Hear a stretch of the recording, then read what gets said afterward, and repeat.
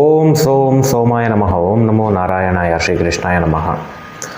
ನಮಸ್ತೆ ವೀಕ್ಷಕರೇ, ಇವತ್ತು ನಮ್ಮ ಜೀವನಗಳು ಯಾವ ವಯಸ್ಸಿನಲ್ಲಿ ಟರ್ನ್ ಆಗುತ್ತೆ. ಸೊ ಅದಕ್ಕಿಂತ ಮುಂಚೆ ನಮ್ಮ ನಕ್ಷತ್ರ ತರಂಗ 15 ದಿವಸದ ಅಸ್ಟ್ರಾಲಜಿ ಕ್ಲಾಸಸ್ಸು ಇದೇ ಮೇ 18ನೇ ತಾರೀಕು ಮಾರ್ನಿಂಗ್ ಬ್ಯಾಚ್ ಮಾಡ್ತಾ ಇದ್ದೀವಿ. ಬೆಳಗ್ಗೆ 11ರಿಂದ 12 1 ಗಂಟೆಗಳ ಕಾಲ ಝೂಮ್ ಮೂಲಕ ಆನ್ಲೈನ್ನಲ್ಲಿ ಮನೆಯಲ್ಲೇ ಕೂತ್ಕೊಂಡು ಒಂದು ಫ್ಯಾಮಿಲಿ ಕೂಡ ಅಸ್ಟ್ರಾಲಜಿನ ಕಲಿಬೋದು, ಅದು ಈಸಿಯಾಗಿ 15 ದಿವಸದಲ್ಲಿ. ಸೊ ಬರೀ 7,500 ರೂಪಾಯಿಗೆ ಆಫರ್ ಮಾಡ್ತಾ ಇದ್ದೀವಿ. ನಮ್ಮ ಫೀಸ್ ಬಂದ್ಬಿಟ್ಟು 11,300. ಥರ್ಡ್ ಬ್ಯಾಚ್ಗೆ ಇದು ಆಫರ್ ಕೊಡ್ತಾ ಇದ್ದೀವಿ. ನೆಕ್ಸ್ಟ್ ಬ್ಯಾಚು ಮತ್ತೆ ರೈಸ್ ಆಗುತ್ತೆ ಫೀಸ್. ಈವ್ನಿಂಗ್ ಬ್ಯಾಚ್ ಇರಲ್ಲ, ಮಾರ್ನಿಂಗ್ ಬ್ಯಾಚ್ ಮಾತ್ರ ಮಾಡ್ತಕ್ಕಂಥದ್ದು. ಸೊ ಜ್ಯೋತಿಷ್ಯ ಅನ್ನೋದು ತುಂಬ ಸುಲಭ. ನಿಮ್ಮ ಪ್ರಿಡಕ್ಷನ್ನ ನೀವೇ ಮಾಡ್ಕೋಬೋದು, ಇನ್ನೊಬ್ಬರಿಗೂ ಹೇಳ್ಬೋದು, ಲೈಫ್ನ ಚಂದವಾಗಿ ಇಟ್ಕೋಬೋದು. ಸೊ ಜ್ಯೋತಿಷ್ಯ ಹೆಲ್ಪ್ ಮಾಡೇ ಮಾಡುತ್ತೆ. ಹಾಗೆ ಯಾರ್ಯಾರಿಗೆ ಆಸಕ್ತಿ ಇದೆ ಬೇಗ ರಿಜಿಸ್ಟರ್ ಮಾಡ್ಕೊಳ್ಳಿ. ಲಿಮಿಟೆಡ್ ಸೀಟ್ಸ್ ಮಾತ್ರ. ಹಾಗೆ ಜೀವನದಲ್ಲಿ ನಮಗೆ ಟರ್ನಿಂಗ್ ಯಾವಾಗ ಸಿಗುತ್ತೆ? ಎಲ್ಲರಿಗೂ ಅನಿಸ್ತಾ ಇರುತ್ತೆ, ಏನು ದಿನ ಬೆಳಗ್ಗೆ ಇದ್ದರೆ ನಂಗೆ ಪ್ರಾಬ್ಲಮ್ಮು, ಹಣಕಾಸಿನ ಪ್ರಾಬ್ಲಮ್ ಇದೆ, ಜಾಬ್ ಪ್ರಾಬ್ಲಮ್ ಇದೆ, ಮದುವೆ ಲೈಫು ಪ್ರಾಬ್ಲಮ್ ಇದೆ, ಯಾವಾಗಲೂ ಡಿಪ್ರೆಷನ್ಗೆ ಒಳಗಾಗ್ತಾ ಇದ್ದೀನಿ, ಅವಮಾನ ಅಪವಾದ ಹೆಚ್ಚಾಗಿದೆ, ಏನು ಮಾಡೋದು ಅನ್ನೋದು ಒಬ್ಬ ಮನುಷ್ಯನಲ್ಲಿ ಸಿಕ್ಕಾಬಟ್ಟೆ ಬರುತ್ತೆ. ಸಕ್ಸಸ್ ಯಾವಾಗ ಸಿಗಲ್ಲ, ಸಿಕ್ಕಾಬಟ್ಟೆ ಬರುತ್ತೆ. ಇದಕ್ಕೆ ಕಾರಣ ಬಂದ್ಬಿಟ್ಟು ನಿಮ್ಮ ಕರ್ಮಫಲ. ಹಿಂದಿನ ಜನ್ಮದಲ್ಲಿ ಅಥವಾ ಯಾವುದೋ ಜನ್ಮದಲ್ಲಿ ಯಾವುದೇ ಒಂದು ಕೆಟ್ಟ ಪಾಪ ಮಾಡಿದರೆ ಈ ಜನ್ಮದಲ್ಲಿ ಅದು ಕಾಡುತ್ತೆ, ದುಡ್ಡು ಕೊಡದೇ ಕಾಡ್ಬೋದು. ನೀವು ಯಾರಿಗಾದ್ರೂ ಜಾಬಲ್ಲಿ ಸಮಸ್ಯೆ ಕೊಟ್ಟಿದ್ರೆ ಯಾವುದೋ ಜನ್ಮದಲ್ಲಿ, ಇಲ್ಲಿ ಜಾಬಲ್ಲಿ ಸಮಸ್ಯೆ. ಮದುವೆ ಜೀವನದಲ್ಲಿ ಯಾರ್ದೋ ಲೈಫಲ್ಲಿ ಕಿಡಿ ಹಾಕಿದರೆ ಅಥವಾ ಪಾರ್ಟ್ನರ್ಗೆ ಗೌರವ ಕೊಡದೇ ಇದ್ದರೆ ಈ ಒಂದು ಜನ್ಮದಲ್ಲಿ ಅಲ್ಲಿ ಸಮಸ್ಯೆ. ಸೊ ನೀವೇನೇನು ಮಾಡಿರ್ತೀರಾ ಭಗವಂತ ರಿಪೀಟ್ ಕೊಡ್ತಕ್ಕಂಥದ್ದು ಅದು ಗ್ರಹಗಳ ಮೂಲಕ. ಬಟ್ ಒಳ್ಳೆಯದೇನಾದರೂ ಮಾಡಿದ್ದೀರಾ ಅದೇ ಜಾತಕ ಹೇಳುತ್ತೆ. ನಿಮಗೆ ಈ ಟೈಮ್ ಬದಲಾವಣೆ ಆಗುತ್ತೆ, ಅದನ್ನೇ ನಾವು ದಶಾ ಅಂತ ಕರೆಯೋದು. ಸ್ಟ್ರಗಲ್ ಮಾಡ್ತಾ ಇದ್ದೀರಾ, ಓಕೆ, ಈ ದಶಾ ಕೆಟ್ಟಿರ್ಬೋದು. ನಮಗೆ ನೆಕ್ಸ್ಟು ದಶಾ ಚೆನ್ನಾಗಿದೆಯಾ ಅನ್ನೋದೇ ಮ್ಯಾಟರ್ ಆಗುತ್ತೆ. ಯಾರಿಗೋ ಕೇತು ದಶಾ ನಡೀತಾ ಇರುತ್ತೆ, ತುಂಬ ಸಮಸ್ಯೆಗಳು ಬಂದ್ಬಿಟ್ಟಿರುತ್ತೆ, ಬಟ್ ನಂಗೆ ನೆಕ್ಸ್ಟು ಶುಕ್ರ ದಶಾ ಚೆನ್ನಾಗಿದೆಯಾ ಅನ್ನೋದು ಮ್ಯಾಟ್ರ್. ಅದು ಚೆನ್ನಾಗಿಲ್ಲ ಅಂದರೆ ಕಷ್ಟ ಕಂಟಿನ್ಯೂ ಆಗುತ್ತೆ. ಹಾಗೆ ನಮಗೆ ಓಕೆ ದಶಾ ಕೆಟ್ಟಿದೆ ಸರ್, ಸೊಲ್ಯೂಷನ್ನೇ ಇಲ್ವಾ? ಭುಕ್ತಿಗಳಾದರೂ ಚೆನ್ನಾಗಿರಬೇಕು ಲೈಫಲ್ಲಿ. ಈ ಭುಕ್ತಿಗಳು ಏನು ಮಾಡುತ್ತೆ ಅಂದರೆ ದಶಾ ಕೆಟ್ಟರೂ ಕೂಡ ಅಟ್ಲೀಸ್ಟ್ 50% ಒಳ್ಳೇದು ಮಾಡುತ್ತೆ. ದಶನೂ ಚೆನ್ನಾಗಿದೆ, ಭುಕ್ತಿನೂ ಚೆನ್ನಾಗಿದೆ, ಏಳಿಗೆ ಜಾಸ್ತಿ ಕೊಡುತ್ತೆ. ದಶನೂ ಚೆನ್ನಾಗಿದೆ, ಭುಕ್ತಿನೂ ಚೆನ್ನಾಗಿದೆ, 9 ಗ್ರಹಗಳು ಚೆನ್ನಾಗಿದ್ದರೆ ಲೈಫ್ ಲಾಂಗ್ ಲಕ್.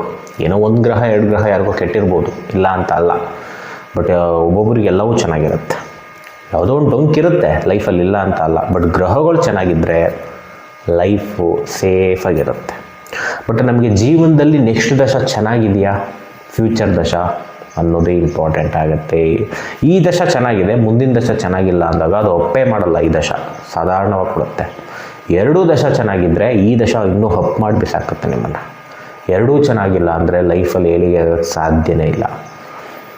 ಆದರೆ ಭಗವಂತ ಪ್ರತಿಯೊಬ್ಬರಿಗೂ ಊಟಕ್ಕೆ ಬಟ್ಟೆಗೆ ತೊಂದರೆ ಮಾಡಲ್ಲ. ಇವತ್ತು ಸಮಸ್ಯೆ ಏನು ಅಂದರೆ ನನಗೆ ಎಕ್ಸ್ಟ್ರಾ ಮನಿ ಇಲ್ಲ, ಸೇವಿಂಗ್ಸ್ ಇಲ್ಲ, ಹಣ ಇಲ್ಲದೇ ಜಗಳ ಆಗುತ್ತೆ ಮನೆಗಳಲ್ಲಿ, ಜಾಬ್ ಇಲ್ಲದೇ ನಮಗೆ ಟಾರ್ಚರ್ ಆಗುತ್ತೆ ಮನೆಗಳಲ್ಲಿ. ಸೊ ಈ ರೀತಿ ಸಮಸ್ಯೆಗಳು ಜೀವನದಲ್ಲಿ ಬರ್ತಕ್ಕಂಥದ್ದು. ಇದಕ್ಕೆ ಸೊಲ್ಯೂಷನ್ ಜ್ಯೋತಿಷ್ಯ ಏನು ಮಾಡುತ್ತೆ ಅಂದರೆ ದಯವಿಟ್ಟು ತಿಳ್ಕೊಳ್ಳಿ, ಜ್ಯೋತಿಷ ಪರಿಹಾರ ಕೊಡಲ್ಲ ಯಾವತ್ತು. ಮೈಂಡಿಂದ ತೆಗೆದುಬಿಡಿ, ಅದನ್ನು ಓಪನ್ನಾಗಿ ಹೇಳ್ತಾ ಇದ್ದೀನಿ. ಜ್ಯೋತಿಷ್ಯ ಅನ್ನೋದು ಪರಿಹಾರ ಅಲ್ಲ. ಮತ್ತು ಇನ್ನೇನು, ಪ್ಲ್ಯಾನಿಂಗ್ ಕೊಡ್ತಕ್ಕಂಥ ಶಾಸ್ತ್ರ. ಯಾಕೆ ಪ್ಲ್ಯಾನಿಂಗ್ ಅಂತ ಹೇಳ್ತಾ ಇದ್ದೀನಿ? ಈಗ ಯಾರಿಗೂ ಬಿಸ್ನೆಸ್ ಯೋಗ ಇಲ್ಲ ಅಂತ ಬಂತು ಜಾತಕದಲ್ಲಿ, ನಿಮಗೆ ಗೊತ್ತಿರಲ್ಲ, ಮಾಡೋಕ್ಕೆ ಹೋಗ್ತೀರಾ, ಸುಟ್ಕೋತೀರಾ, 50 ಲಕ್ಷ ಕಳ್ಕೊತಿರೋ, 30 ಲಕ್ಷ ಕಳ್ಕೊತಿರೋ, ಕೋಟಿನೇ ಕಳ್ಕೊತಿರೋ. ಅದೇ ನೀವು ಜ್ಯೋತಿಷ್ಯ ಗೊತ್ತಿದ್ದಾಗ, ಎಸ್ ನನ್ನ ಜಾತಕದಲ್ಲಿ ಬಿಸ್ನೆಸ್ ಯೋಗ ಇಲ್ಲ, ತೆಪ್ಪಗಿರೋಣ, 50 ಲಕ್ಷನೂ ಉಳೀತು, ನೆಮ್ಮದಿನೂ ಉಳೀತು, ಟೈಮು ಉಳೀತು, ಜೀವನನೂ ಉಳೀತು. ಎಷ್ಟೋ ಜನ ಸೂಸೈಡ್ ಮಾಡ್ಕೊಳ್ಳೋರು ಇದ್ದಾರೆ, ಎಷ್ಟೋ ಜನ ಬಿಸ್ನೆಸ್ಸಲ್ಲಿ ಎಷ್ಟು ಲಕ್ಷ ಅಂತ ಸಾಲ ಮಾಡಿಕೊಂಡು ತೀರಿಸೋರಿದ್ದಾರೆ. ಸೊ ಜ್ಯೋತಿಷ್ಯ ಅನ್ನೋದು ಪ್ಲ್ಯಾನಿಂಗಿಗೆ ಬಹಳ ಅದ್ಭುತವಾಗಿ ವರ್ಕ್ ಆಗುತ್ತೆ. ಯಾವಾಗ ಯೋಗ ಇದೆ, ಈಗ ಮನೆ ಕಟ್ಟಬೇಕು, ಯೋಗ ಇದೆ, ಆ ಟೈಮಲ್ಲಿ ಏನು ಮಾಡಿದ್ರು ಸಕ್ಸಸ್ ಕೈ ಹಾಕಿ. ಯೋಗ ಇಲ್ವಾ ತೆಪ್ಪಗಿದ್ದು ಬಿಡಿ, ನೀವೇನೇ ಮಾಡೋಕ್ಕೆ ಹೋದ್ರೂ ತಗೊಳಕತ್ತೀರ. ನ್ಯೂಟ್ರಲ್ ಆಗಿದೆಯಾ, ಆ ಪರಿಸ್ಥಿತಿ ಇನ್ನೂ ಡಿಫ್ರೆಂಟಾಗಿ ನಿಮ್ಮನ್ನು ಟೀಚ್ ಮಾಡುತ್ತೆ. ಸೊ ಗ್ರಹಗಳು ನಿಮ್ಮ ಪ್ರಯತ್ನ ಆಸೆ ನೋಡ್ತವೆ, ಅದಕ್ಕೆ ತಕ್ಕ ಫಲ ಕೊಡ್ತವೆ. ಹಣೆ ಬರ ಬಂದು ಯಾರನ್ನೂ ಮಾಡಿಸಲ್ಲ. ಭಗವಂತ ಅಕ್ಕಿ ಕೊಟ್ಟಿದ್ದಾನೆ, ಬೆಂಕಿ ಕೊಟ್ಟಿದ್ದಾನೆ, ತರಕಾರಿ ಕೊಟ್ಟಿದ್ದಾನೆ, ಮಾಡ್ಕೊಂಡು ಊಟ ಮಾಡು ಅಂತ. ದೇವರೇ ಬಂದ್ಬಿಟ್ಟು ಅಡುಗೆ ಮಾಡಿಸಿ ನಿಮಗೆ ಬಾಯಿಗೆ ಹಾಕಲ್ಲ.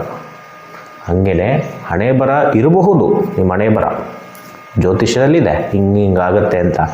ಬಟ್ ನಿಮ್ಮ ಪ್ರಯತ್ನ ನೋಡುತ್ತದೆ ಹಣೆ ಬರ.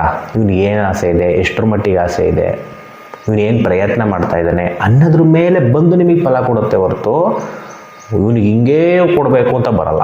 ನಿಮ್ಮ ಪ್ರಯತ್ನಕ್ಕೆ ಹಿಂಗೇ ಕೊಡಬೇಕು ಅಂತ ಬರುತ್ತೆ. ಸೊ ಇದನ್ನು ಎಲ್ಲ ವೀಕ್ಷಕರು ಅರ್ಥ ಮಾಡ್ಕೋಬೇಕು. ಸೊ ಇವತ್ತು ನಮ್ಗೆ ಏಳಿಗೆ ಆಗಿಲ್ಲ ಅಂದರೆ ನಾವು ಬ್ಯಾಡ್ ಟೈಮಲ್ಲಿ ಪ್ರಯತ್ನ ಮಾಡ್ತಾ ಇರ್ತೀವಿ. ಕೆಲವು ಟೈಮ್ ನಮ್ಗೆ ಜಾತಕ ಚೆನ್ನಾಗಿರಲ್ಲ, ದಶಾಭುಕ್ತಿಗಳು, ಸ್ವಲ್ಪ ಟೆಕ್ನಿಕಲಿ ಹೇಳ್ತಾ ಇದ್ದೀನಿ. ಅವಾಗ ಏನಾಗುತ್ತೆ, ತುಂಬ ಎಫರ್ಟ್ ಆಗ್ತಾ ಇರ್ತೀರ, ನಿಮ್ಮಲ್ಲಿ ತುಂಬ ಟ್ಯಾಲೆಂಟ್ ಇರುತ್ತೆ, ಏಳಿಗೆನೇ ಇಲ್ಲ, ಟರ್ನೇ ಆಗ್ತಿಲ್ಲ ಲೈಫು. ಆ ಟರ್ನಿಂಗ್ ವಯಸ್ಸು ದಶಾಭುಕ್ತಿ ಹೇಳುತ್ತೆ ಜ್ಯೋತಿಷ್ಯದಲ್ಲಿ. ಯಾವಾಗ ನಿಮಗೆ ದಶಾ ಟರ್ನ್ ಆಗುತ್ತೆ ಅಥವಾ ಟರ್ನ್ ಆಗದೇ ಇಲ್ವಾ ಅದನ್ನು ಕ್ಲಾರಿಟಿ ಕೊಟ್ಬಿಡುತ್ತೆ. ಅಟ್ಲೀಸ್ಟ್ ಭುಕ್ತಿಗಳಲ್ಲಿ ಯಾವ ಒಂದು ಟೈಮಲ್ಲಿ ನಿಮಗೆ ಟರ್ನ್ ಆಗುತ್ತೆ, ಆ ಟೈಮಲ್ಲಾದರೂ ನಾವು ದುಡ್ಡು ಮಾಡ್ಕೋಬೋದಾ, ಆ ಟೈಮಲ್ಲಾದರೂ ನಾವು ಚೆನ್ನಾಗಿರ್ಬೋದಾ, ಭುಕ್ತಿಗಳು ಹೇಳುತ್ತೆ. ನಮಗೆ ತಲೆಬಿಸಿನೇ ಇರಬಾರ್ದು ಅಂದರೆ 9 ಗ್ರಹನೂ ಚೆನ್ನಾಗಿರಬೇಕು. ತಲೆಬಿಸಿನೇ ಇಲ್ಲ, ಎಲ್ಲಿ ಕೂತ್ಕೊಂಡ್ರೇನು ಒಳ್ಳೆಯದೇ ಅಲ್ವಾ, ತಲೆಬಿಸಿನೇ ಇರಲ್ಲ. ಕಲಿಯುಗದಲ್ಲಿ ಎಸ್ಪೆಷಲಿ ದುಡ್ಡಿಗೆ ಪ್ರಾಮುಖ್ಯತೆ ಇದೆ. ಅದಕ್ಕೆ ನಮಗೆ 2ನೇ ಮನೆ, 6ನೇ ಮನೆ, 7ನೇ ಮನೆ, 10ನೇ ಮನೆ, 11ನೇ ಮನೆ ಗ್ರಹಗಳು ಕೂತ್ಕೊಂಡಷ್ಟು ದುಡ್ಡು ಹೆಚ್ಚಾಗಿ ಬರುತ್ತೆ. ದುಡ್ಡಿನಿಂದ ಸಾಕಷ್ಟು ಸಮಸ್ಯೆಗಳ ಬಗೆಹರಿಯುತ್ತೆ. ದುಡ್ಡಿಂದನೇ ಎಲ್ಲ ಅಲ್ಲ, ಆದರೆ ದುಡ್ಡು ಸ್ವಲ್ಪ ಪ್ರಮುಖವಾಗಿದೆ. ಅದಿದ್ದರೆ 80 to 90% ಸಮಸ್ಯೆ ಸಾಲ್ವ್ ಆಗಿಬಿಡುತ್ತೆ. ಇನ್ನೊಂದು 10% ಉಳಿದಿದ್ದು ನಿಮ್ಮ ಪರ್ಸನಲ್ ವ್ಯಕ್ತಿತ್ವಗಳು. ಸೊ ಜ್ಯೋತಿಷ್ಯ ಅಂತಕ್ಕಂಥದ್ದು ಹಣೆ ಬರ ಚೇಂಜ್ ಮಾಡುತ್ತೆ. ಯಾವ ರೀತಿ? ಕರೆಕ್ಟ್ ಪ್ಲ್ಯಾನ್ ಇದ್ದಾಗ. ಯಾರ ಪ್ಲ್ಯಾನಿಂಗ್ ಚೆನ್ನಾಗಿದೆ ಅವ್ರ ಲೈಫೆಲ್ಲ ಅದ್ಭುತವಾಗಿದೆ. ಗ್ರಹಗಳು ಏನು ಹೇಳುತ್ತೆ ಅದನ್ನು ಮಾಡಿಬಿಡ್ಬೇಕಷ್ಟೆ. ಸೂಪರಾಗಿರುತ್ತೆ ಲೈಫು. ನಾನು ಎಜುಕೇಷನ್ ಮಾಡ್ತಾಯಿದ್ದೀನಿ, ಏನು ತೊಗೋಬೇಕು? ಜ್ಯೋತಿಷ್ಯ ಹೇಳುತ್ತೆ ಇದನ್ನು ಮಾಡಿದರೆ ನಿಂಗೆ ಸಕ್ಸಸ್ ಆಗುತ್ತೆ, ನಿಮ್ಮ ದಶಾಭುಕ್ತಿಗಳು ಹೇಳುತ್ತೆ. ದಶಾ ಟು ದಶಾ ನೋಡ್ತೀವಿ, ಯಾವುದ್ರಲ್ಲಿ ಸಕ್ಸಸ್ ಇದೆ ಅಂತ ನೋಡ್ತೀವಿ ಪ್ರತಿಯೊಂದು.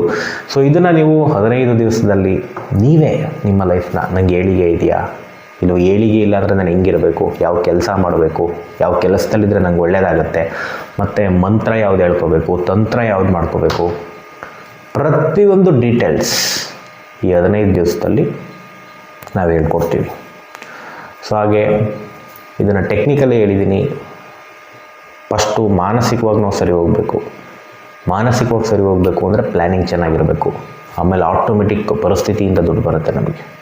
ಸೊ ಪ್ರತಿಯೊಂದು ಜೀವನದಲ್ಲಿ ಗ್ರಹಗಳು ಇಂಡಿಕೇಟ್ ಮಾಡ್ತವೆ, ಕನ್ಫರ್ಮ್ ಮಾಡಲ್ಲ.